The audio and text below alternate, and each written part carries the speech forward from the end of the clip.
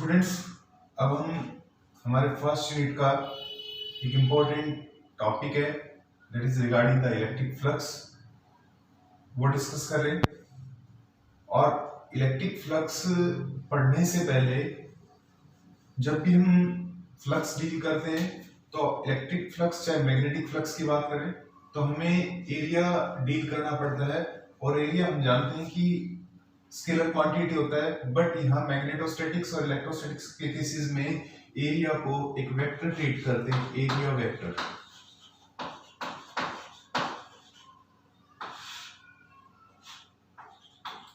Meaning क्या हुआ कि सपोज मान लो मैं ये कहता हूं कि भाई ये कोई सरफेस है, राइट, और इस सरफेस में मैं कोई सर्कुलर क्रॉस सेक्शन काट लूं या मैं कोई ट्रायंगुलर क्रॉस सेक्शन काट लूं या कोई रेक्टेंगुलर या स्क्वायर क्रॉस सेक्शन काट लेता हूं और मैं ये कहता हूं कि मैं सपोज ये कहा थप्पड़, तो ये थप्पड़ लगेगा, किसको लगेगा, किस डायरेक्शन में ओरिएंट होगा, इधर तरफ ओरिएंट होगा, इधर होगा, इधर होगा, तो किससे पता चलेगा, इस सरफेस के परपेंडिकुलर डायरेक्शन में, इस नॉर्मल डायरेक्शन के अंदर जो वेक्टर होगा, यूनिट वेक्टर होगा, वो इसकी डायरेक्शन को बताएगा, इधर है तो इधर तरफ, इधर है तो इधर तरफ, इधर है तो इधर तरफ, ऐसे।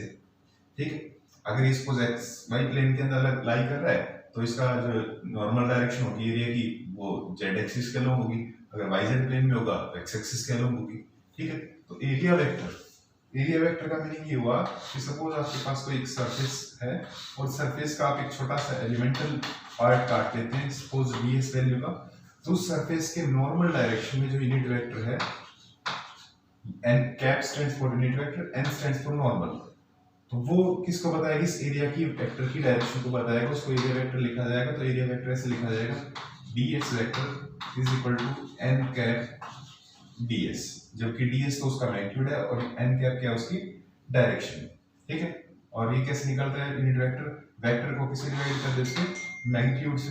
तो जो n कैप है आपके पास है वो n कैप क्या है, n cap is the unit normal vector, unit normal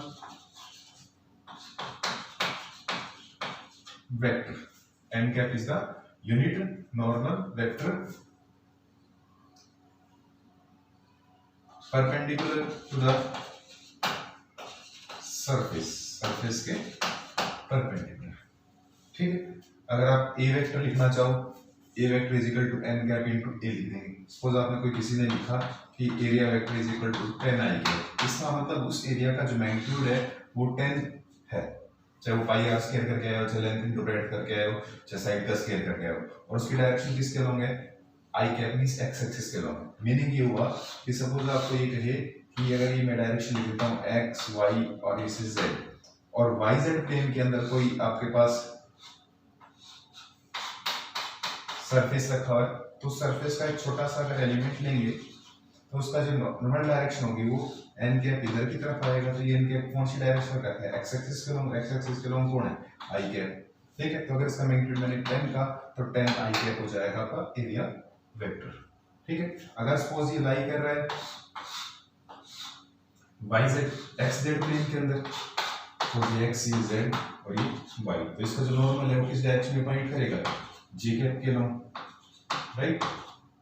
तो इस एरिया की वैल्यू निकाले, मैग्नीट्यूड निकाले, उसको किससे, उसके डायरेक्शन से रख ले। तो इसका मतलब एरिया क्या ट्रीट होगा, मैग्नेटोस्टैटिक्स और इलेक्ट्रोस्टैटिक्स के केसेस में एरिया को हम वेक्टर ट्रीट करते हैं, जिसे हम क्या कहते हैं, एरिया वेक्टर कहते हैं। अब हमारे पास टर्म है इलेक्ट्रिक फ्लक्स। इलेक्ट्रिक फ्लक्स क्या होती है, अगर मैं आपसे ये कहता हूं कि मेरे पास एक विंडो है और उस विंडो में से एयर फ्लो कर रही है, ठीक है, तो वो किस किस फैक्टर पे डिपेंड करेगी कि उस विंडो में से जो एयर जा रही है उसकी स्पीड कितनी, स्पीड। सेकंड, उस विंडो का जो साइज है वो कितना है, कम है या ज्यादा है। मींस इसको किस पे डिपेंड करेगा, उस विंडो, ये विंडो है तो उस विंडो से किस स्पीड से वो एयर क्रॉस कर रही है, मैं एयर के फ्लो की बात कर रहा हूं। दूसरा फैक्टर इस बात पे डिपेंड करेगा कि उस विंडो का साइज कम है ज्यादा है, उसका क्रॉस सेक्शन कितना है, मींस एरिया पे डिपेंड करेगा।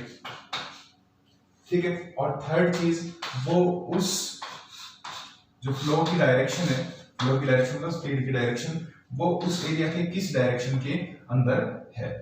ठीक, वो उसके साथ कितना एंगल बढ़ा रही है, एंगल का मतलब ओरिएंटेशन, एंगल पे डिपेंड करता है।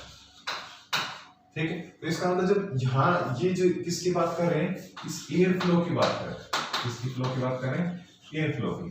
अब इसको हम चेंज कर दें, चेंज कैसे करते हैं, हम ये कहें कि सपोज कोई स्पेसिमेन है और स्पेसिमेन में से को किसी इलेक्ट्रिक फील्ड में रख दिया, तो इलेक्ट्रिक फील्ड में रखेंगे तो कौन क्रॉस करेगी इसको, electric field lines.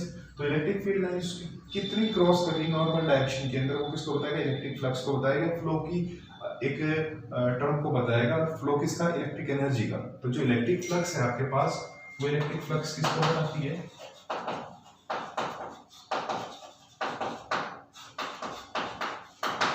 Electric flux represents the flow of electrical energy, flow of energy, energy flow को बताती है। ठीक है, अब हम इसको डिफाइन करते हैं कि कैसे इसको डिफाइन किया जाता है। ठीक है, तो ये कहते हैं कि इलेक्ट्रिक फ्लक्स का मतलब है कितनी टोटल नंबर ऑफ लाइंस उस एरिया को क्रॉस करेगी नॉर्मल डायरेक्शन के अंदर, वो काउंट कर लीजिए, वो आपके किसको बताएगी, इलेक्ट्रिक फ्लक्स को बताएगी। So electric flux is defined as the total number of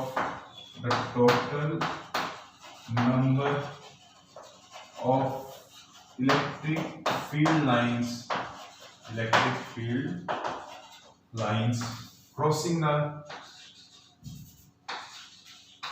crossing the given area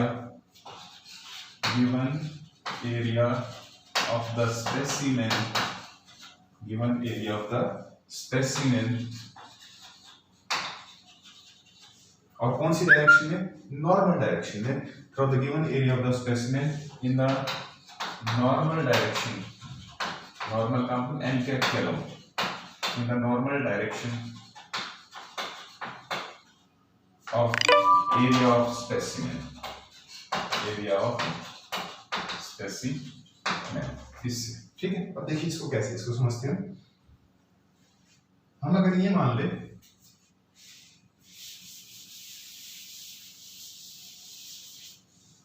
कि ये हमारे पास कोई सपोज इलेक्ट्रिक फील्ड लाइंस है, किसी यूनिफॉर्म इलेक्ट्रिक फील्ड की सपोज ई लिख दिया, ठीक है, और इसके अंदर हमने किसी स्पेसिमेन को रख रखा है, ठीक है, तो ये क्या है, एस, और इस इलेक्ट्रिक फील्ड की डायरेक्शन तो ये है, ठीक है।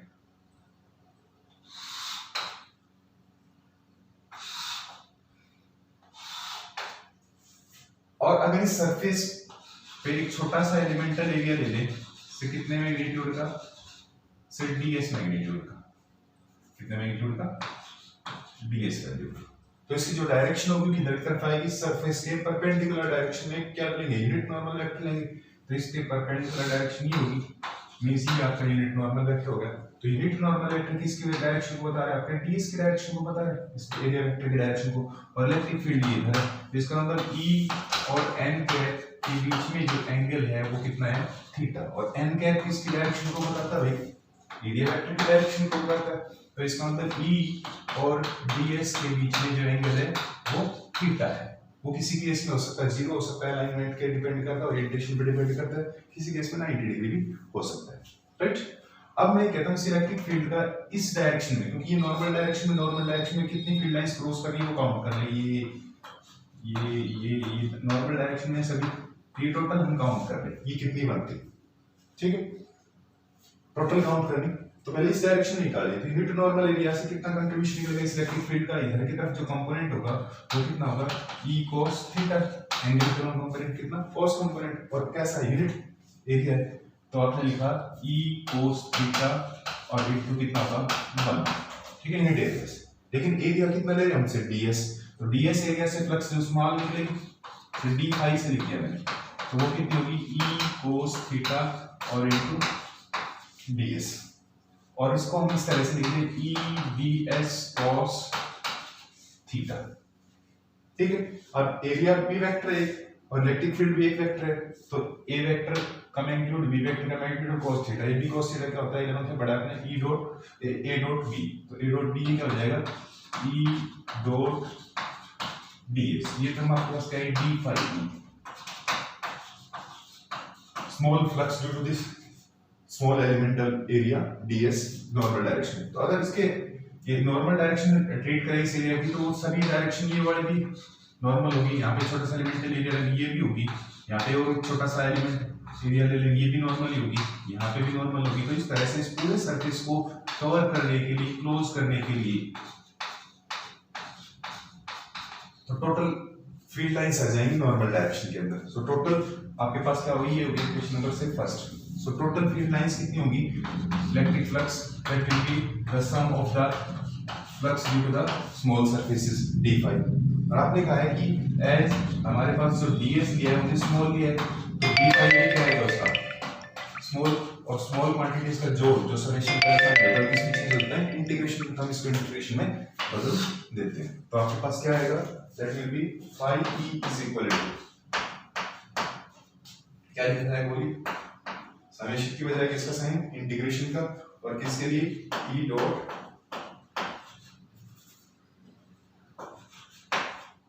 ds, e dot ds।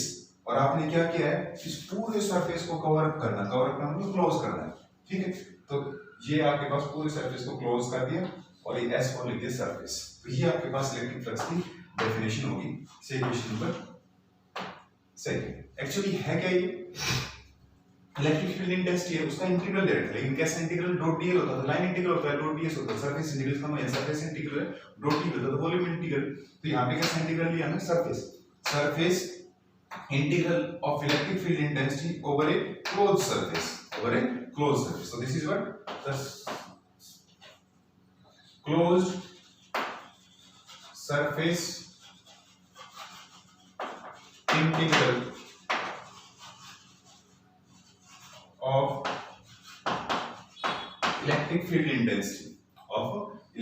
intensity over the closed, और सरफेस को बाद में हम नाम देंगे Gaussian surface, close Gaussian surface. इसका मतलब आप सरफेस इंटीग्रल निकाल दीजिए इलेक्ट्रिक फील्ड इंटेंसिटी का, डॉट ds का मतलब surface integral of electric field intensity over a close surface S, ठीक है। तो वो आपके पास किसको बताएगा, इलेक्ट्रिक फ्लक्स को बताएगा। अगर आप इसको वैसे लिखना चाहें तो ऐसे लिख सकते हैं अंदर फॉर्म में, और phi e is equal to कैसे, E डॉट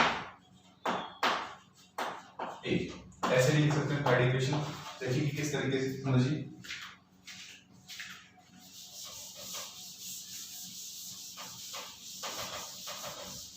मान लीजिए हमने ये कहा कि आपका ये इलेक्ट्रिक फील्ड है,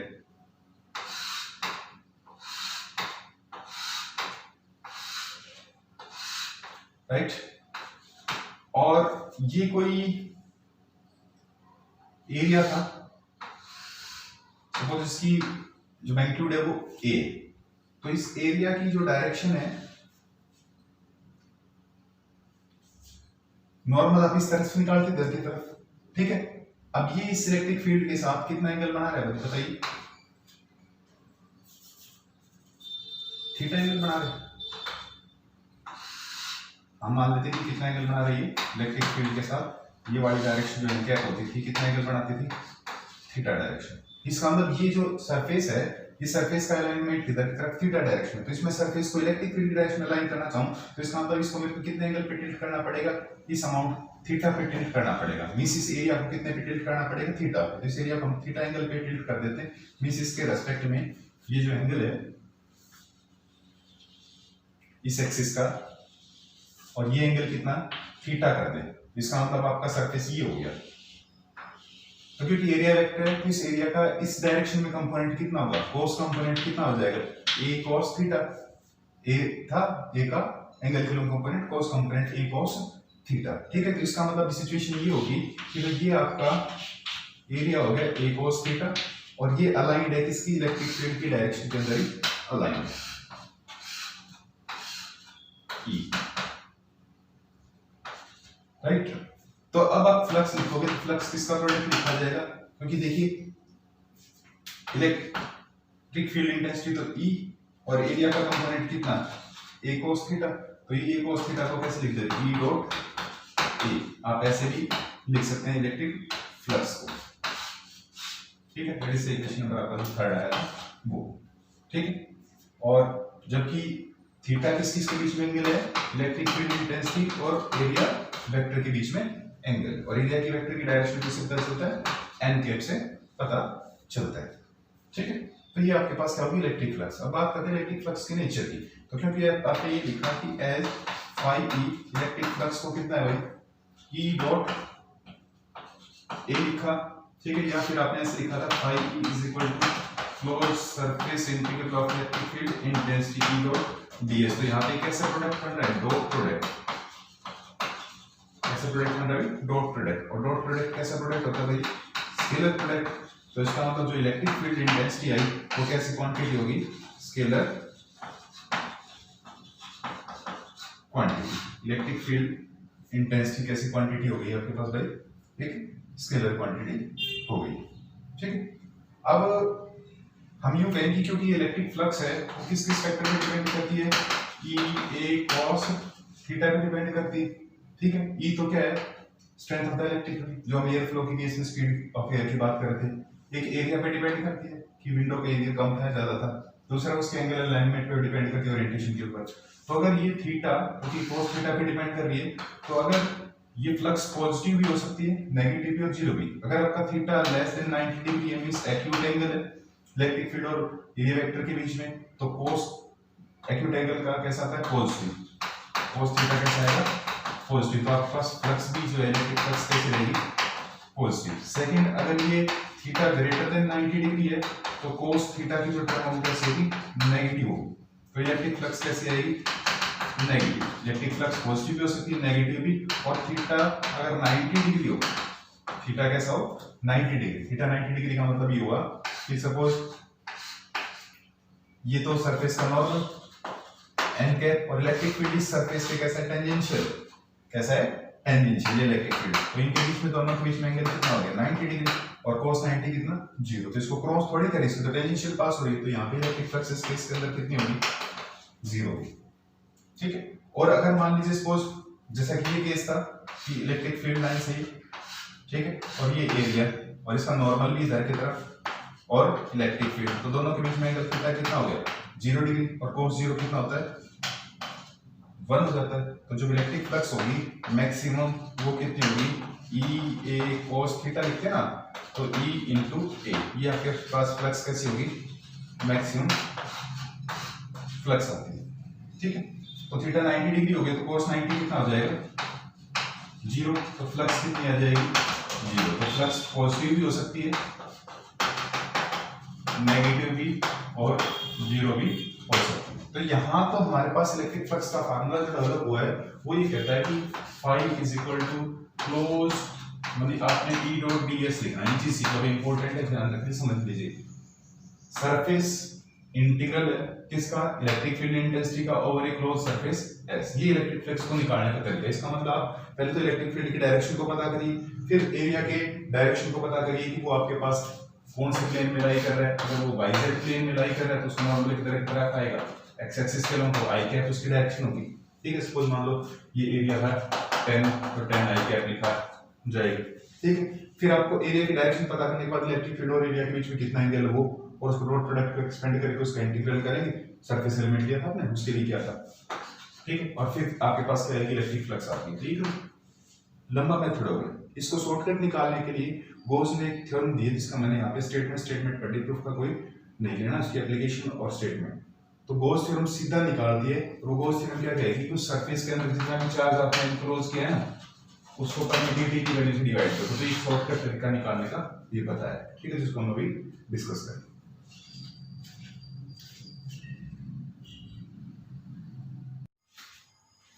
सो स्टूडेंट्स, हमने ये देखा कि इलेक्ट्रिक फ्लक्स जो है उसका एक्सप्रेशन आया था फाई इज इक्वल टू ऐसे closed integral E dot ds, और इसको हमने ऐसे लिख दिया था phi E is equal to closed integral E dot ds को एक्सपेंड करें तो ई डीएस और cos थीटा। तो ये थीटा एंगल होता है किसके बीच में, इलेक्ट्रिक फील्ड वेक्टर और एरिया वेक्टर के बीच में, मींस डीएस वेक्टर के बीच में। और एरिया की डायरेक्शन किससे पता चलता था, तो क्योंकि एरिया वेक्टर होता है क्या, डीएस, तो डीएस तो मैग्नीट्यूड है, तो नॉर्मल वेक्टर से पता चलता था, यूनिट नॉर्मल वेक्टर से। ई और एन कैप के बीच में एंगल कितना होता था, थीटा। इसको दूसरे फॉर्मेट में हमने ऐसे लिखा था phi is equal to E dot A या E A cos theta. Numericals में हम ये रिजल्ट यूज करेंगे। तो अब हम बात करते हैं यूनिट एंड डायमेंशंस। नेचर की बात करी थी तो स्केलर क्वांटिटी थी, तो आज आपने कहा कि फाई इज इक्वल टू है ई ए और कॉस थीटा। कॉस थीटा तो एक न्यूमेरिकल वैल्यू आएगी, ठीक है। थीटा जब वैल्यू पुट करते हैं तो ई की यूनिट रखते हैं, इलेक्ट्रिक फील्ड की यूनिट क्या होती है, न्यूटन पर कूलम, और एरिया की होती है मीटर स्क्वायर। तो यूनिट क्या बन गई, न्यूटन पर कूलम मीटर स्क्वायर, यानी कहते हैं न्यूटन मीटर स्क्वायर पर कूलम। ये आपके पास इलेक्ट्रिक फ्लक्स की क्या हो गई है, यूनिट हो गई है। इसको दूसरे फॉर्मेट में भी हम लिख सकते हैं कि अगर हमने पोटेंशियल वाले चैप्टर में पढ़ा था is equal to minus V by d r होता था, electric field is negative of the gradient of potential. तो पोटेंशियल की यूनिट होती है भाई वोल्ट, और डिस्टेंस की होती है metre, right, volt per metre. तो volt per metre unit use कर लें किसकी, इलेक्ट्रिक फील्ड की। तो दूसरे केस में हम इस तरह भी कह सकते हैं इसको कि फाई की इलेक्ट्रिक फ्लक्स की यूनिट ई इंटू ए। तो ई तो होगी वोल्ट पर मीटर और एरिया की होगी मीटर स्क्वायर। तो एक ही मीटर स्क्वायर का एक पर मीटर से कट जाएगा, ठीक है। तो क्या यूनिट होगी, वोल्ट मीटर। तो इसका मतलब आप इलेक्ट्रिक फ्लक्स की जो यूनिट लिखेंगे वो इलेक्ट्रिक फ्लक्स की यूनिट आप ऐसे भी लिख सकते हैं, न्यूटन मीटर स्क्वायर पर कूलम, ठीक है, या volt meter, right. CBSE board में पहले क्वेश्चन पूछे गए ऐसे कि name the physical quantity whose SI unit is volt meter, is it scalar और वेक्टर। तो वोल्ट मीटर आप कहीं ढूंढने लग जाए पता नहीं क्या है, तो वोल्ट मीटर किसकी यूनिट है, इलेक्ट्रिक फ्लक्स की यूनिट है। और इलेक्ट्रिक फ्लक्स क्योंकि डॉट प्रोडक्ट में तो कैसी क्वांटिटी है, स्केलर क्वांटिटी। तो ये याद रखना। तो ये वोल्ट मीटर किसकी यूनिट है, इलेक्ट्रिक फ्लक्स की, और इलेक्ट्रिक फ्लक्स कैसी क्वांटिटी है, एक scalar quantity, being dot product of electric field vector and area vector, ठीक है। डायमेंशंस समझ लेते हैं।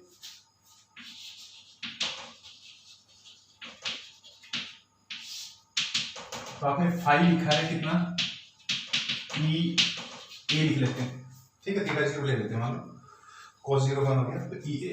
तो इलेक्ट्रिक फील्ड की तो हम लिखते थे फोर्स पर नेट चार्ज, ठीक है, डेफिनेशन में। और एरिया हो गया ए, ठीक है। तो फोर्स की डायमेंशंस तो होती थी m1 l1 t-2, 11 है पढ़ा आपने को। और चार्ज की डायमेंशंस हम क्या यूज करते थे, 80। और एरिया की क्या यूज करते हैं, L2। चार्ज के हमने 80 क्यों यूज की, क्योंकि I इज इक्वल टू होता है Q by T। Second unit में खूब पढ़ा आपने, Q is equal to IT, so I ampere A और टाइम का T 80, इसलिए मैंने इसको 80 की वर्ड यूज किया, राइट। तो m1 L3 हो गया, L नीचे है ही, तो m1 L3, राइट।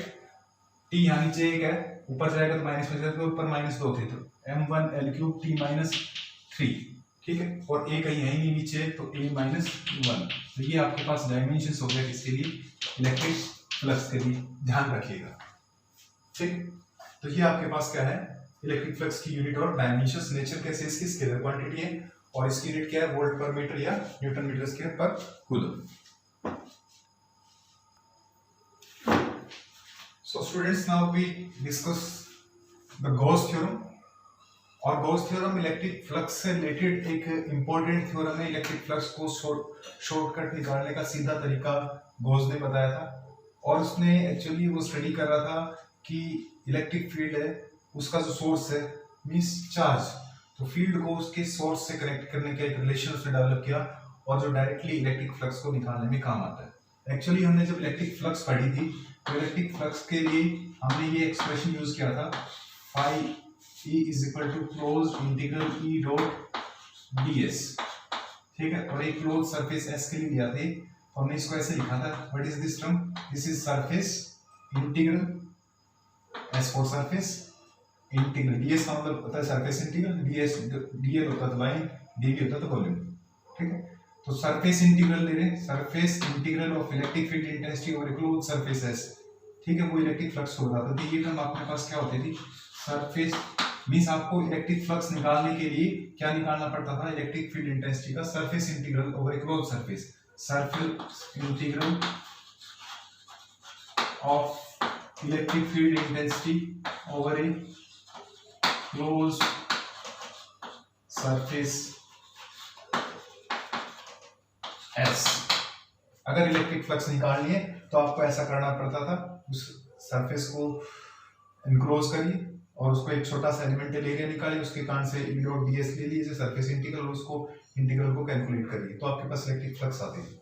लेकिन कहता है कि गोज ने कहा कि यदि हम जो चार्ज कॉन्फ़िगरेशन गिवन है उसको अगर एक सुटेबल चॉइस के सरफेस में इनक्लोज कर दे, जिसको उसने नाम दिया गॉसियन सरफेस। क्या नाम दिया? Gaussian surface.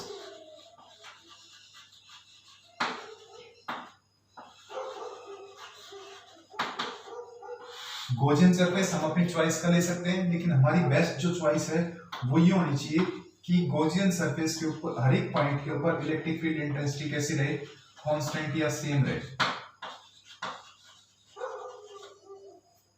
ठीक है, राइट। दूसरी चीज कि उस गॉसियन सरफेस के कुछ पॉइंट के ऊपर इलेक्ट्रिक फील्ड नॉर्मल हो या कैसा हो? परपेंडिकुलर, ताकि जो नॉर्मल होगा तो आप ये कह सकते हो कि यार मींस कहने का मतलब थीटा 0 या 90 डिग्री हो। 90 डिग्री होगा तो cos 90 0 हो जाएगा। मींस आप ये कह सकते हैं उस गॉसियन सरफेस की जो ओरिएंटेशन है, अलाइनमेंट इस तरह से लेनी चाहिए कि जो इलेक्ट्रिक फील्ड है वो या तो उसके कैसा हो, इलेक्ट्रिक फील्ड वेक्टर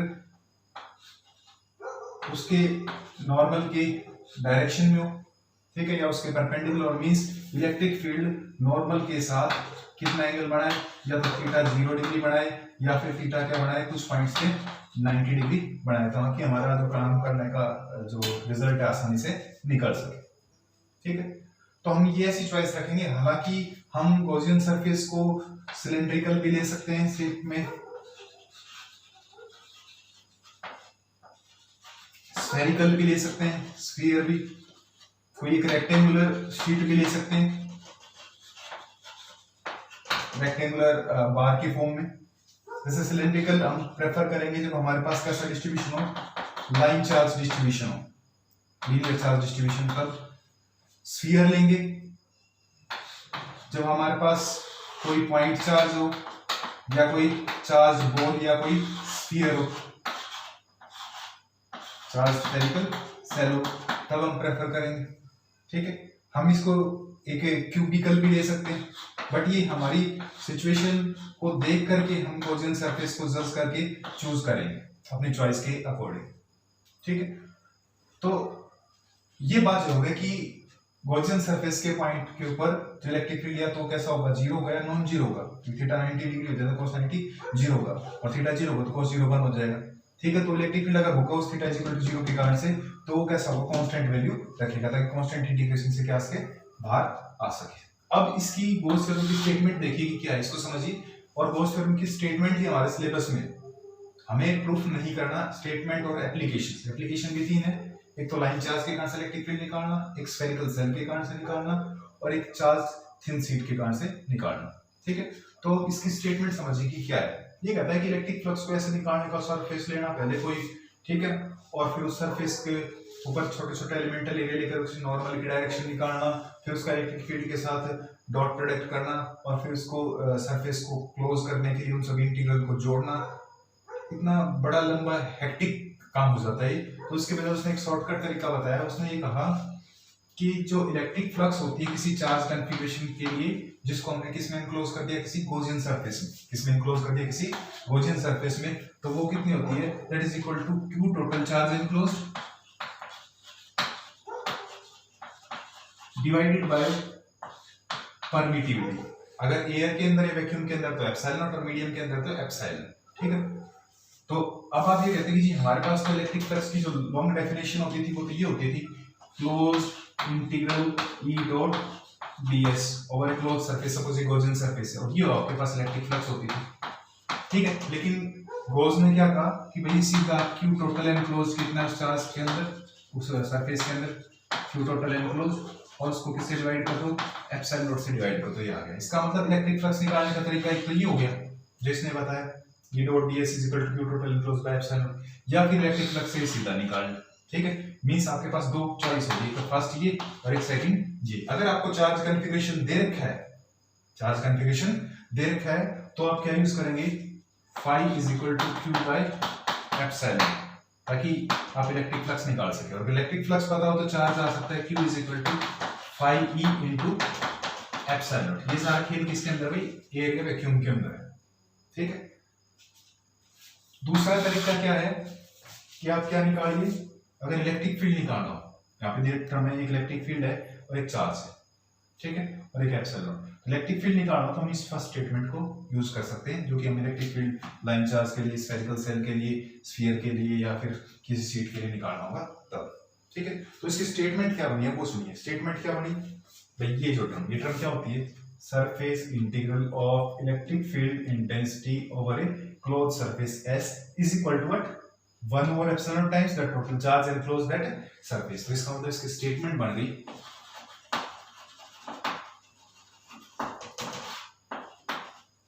क्या स्टेटमेंट बनी भाई, the surface integral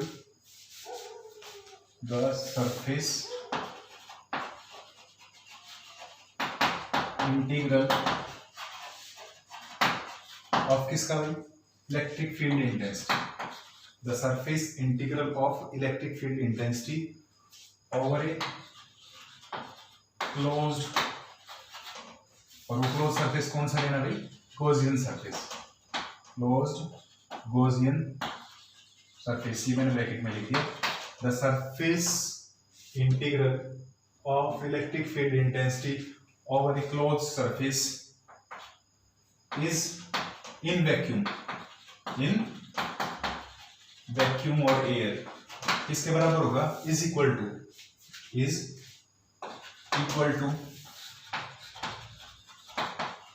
1 over epsilon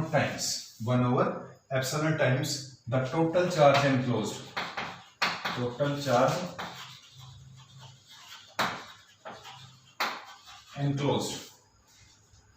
in the surface, उस सरफेस में कितना चार्ज एनक्लोज हुआ। इसका मतलब मैथमेटिकल फॉर्म में लिखे तो क्लोज्ड इंटीग्रल ले लिया, और कैसा सरफेस इंटीग्रल किसका, इलेक्ट्रिक फील्ड इंटेंसिटी का, E डॉट ds का सरफेस इंटीग्रल, और किसके बराबर हुआ, is equal to q enclose और बाय एप्सिलॉन, ठीक है।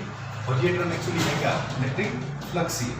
तो इसका मतलब ये हुआ, इस टर्म को जब इलेक्ट्रिक फ्लक्स बोल रहे हो तो फ्लक्स निकालने का सीधा शॉर्टकट तरीका होगा, कितना चार्ज एनक्लोज है टोटल, उसको किससे डिवाइड कर दो, परमिटिविटी की वैल्यू से डिवाइड कर दो। ये तो किसके अंदर, वैक्यूम के अंदर। इन अगर मीडियम में लिखना चाहें तो मीडियम में कैसे लिखा जाएगा, phi E dot ds, sorry closed integral E dot ds is equal to q by epsilon. और ये एप्सिलॉन क्या होता है भाई बताओ, k इनटू एप्सिलॉन, जबकि k क्या है, डाइलेक्ट्रिक कांस्टेंट, रिलेटिव परमिटिविटी, तो epsilon is equal to epsilon r into epsilon. Relative permittivity या dielectric constant that is the same, ठीक है। तो इस तरह से ही आपके पास होगी गॉस थ्योरम। तो गॉस थ्योरम का अगर चार्ज दे रखा है तो ऐसे यूज करें, ठीक है। और अदरवाइज हमें क्या करना है, इलेक्ट्रिक फील्ड इंटेंसिटी निकालनी है, तो फिर क्या यूज करेंगे, हम इसको एक्सपेंड करेंगे, और इसको एक्सपेंड करेंगे तो close integral E dot ds is equal to q by epsilon. Charge हमने कैसे पता कर, लीनियर चार्ज डेंसिटी तो लैम्डा इनटू L हो जाएगा, ठीक है। Surface charge density sigma into ds, यहाँ पे q is equal to lambda into dl, तो बाद में डिस्कस करेंगे। तो E डॉट ds को एक्सपेंड करेंगे तो कुछ के लिए तो थीटा 0 हो जाएगा, कुछ के लिए क्या, किसी सरफेस के लिए जिसको सरफेस को क्लोज को ओपन करेंगे तो किसी के लिए तो ये E dot ds theta 90 degree होगा, किसी के लिए ये E डॉट ds थीटा कितना होगा, 0 डिग्री होगा, ठीक है ना। थीटा 0 डिग्री होगा, cos 0 वाली ये वाली टर्म को एडजस्ट करेंगे, ये वाली टर्म क्या हो जाएगी, cos 90 वाली 0 और q बाय एप्सिलॉन। जब इसको एक्सपेंड करोगे E ds को, थीटा इज इक्वल टू 0 के लिए तो E ds cos थीटा 0 के लिए cos 0 1, तो ये टर्म आ जाएगी E ds और cos 0 क्या 1 और q बाय एप्सिलॉन। और बाय डेफिनेशन हमारे पास इलेक्ट्रिक फील्ड इंटेंसिटी को सरफेस के पॉइंट पे क्या रहती है, सेम। तो इस टर्म को हम लिख देंगे r e, और integral ds is equal to q by epsilon. और इंटीग्रल ds को जो एरिया चूज कर रहे हो आप, उसका टोटल एरिया होगा, ठीक है। कहीं 2 पाई r होगा सिलेंडर के लिए सरफेस एरिया, जो आपका कर्व सरफेस एरिया होगा, कहीं 4 पाई r स्फीयर का होगा, ठीक है। तो इस तरीके से हम यूज करेंगे, तो इससे इलेक्ट्रिक फील्ड इंटेंसिटी आ सकती है, इसको इधर डिफरेंट में डाल देंगे। तो हम एप्लीकेशन नेक्स्ट यूज डिस्कस करेंगे।